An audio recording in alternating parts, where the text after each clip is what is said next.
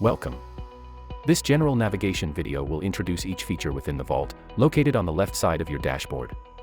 Let's get started. In the top right corner of the vault, you'll notice a white plus button. Clicking this will allow you to start a new project, build a custom guide, or open Ideate. Below the plus button is your focus project. While you may certainly have multiple projects in progress at once, this allows you to pin a single project to the top of your screen for easy access. To define a focus project, simply open a project from the Projects tab, and click the pin icon. When you navigate back to the home screen, you'll notice that the focus project has been updated. Below your focus project you'll find a series of collections. The white arrows will allow you to expand and collapse each individual collection, while swiping left and right will allow you to scroll through your content within a collection. The Resume Guide collection is where you'll find any incomplete guides that are currently in progress. To pick up where you left off, select a guide from the list and use the back button to return home when you're ready. The Ideate collection is where you'll find any projects that were started using the Ideate AI assistant. Clicking on an item will open your project in the editor where you may continue working. Any standard, non-Ideate projects can be found within the projects collection. The Guide Builder collection is home to all of your custom guides.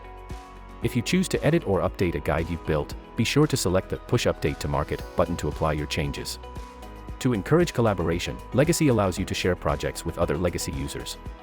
If a project has been shared with you, it will land here in the Shared With Me folder.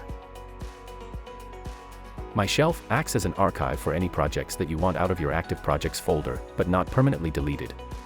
To move an item to your shelf, right-click the project, click Collection, and select Archive to My Shelf. To move an item back to your active projects folder, right-click the project again, click Collection, and select Restore from My Shelf. As you accumulate content, you may wish to organize your projects into your own custom collections. To do so, click Add Collection, then give it a name. You can add a project to your new collection by right-clicking the project, selecting Collection, and then selecting your destination from the list. To organize your collections, click the Edit Vault button, then drag and drop to rearrange. When you're satisfied with your changes, select Finish Edit. Below your collections you'll find a series of additional navigation elements. The cloud icon will open your Uploads folder, where you'll find a chronological list of any files or recordings you've uploaded into your account. The next button will open your Compositions folder. When you compose a finished project or guide, this is where those files will land. The shopping bag icon will open our digital marketplace, where you may browse our library of free and paid guides available for purchase. The gear icon will open your usage analytics dashboard where you can monitor your billing and usage over time.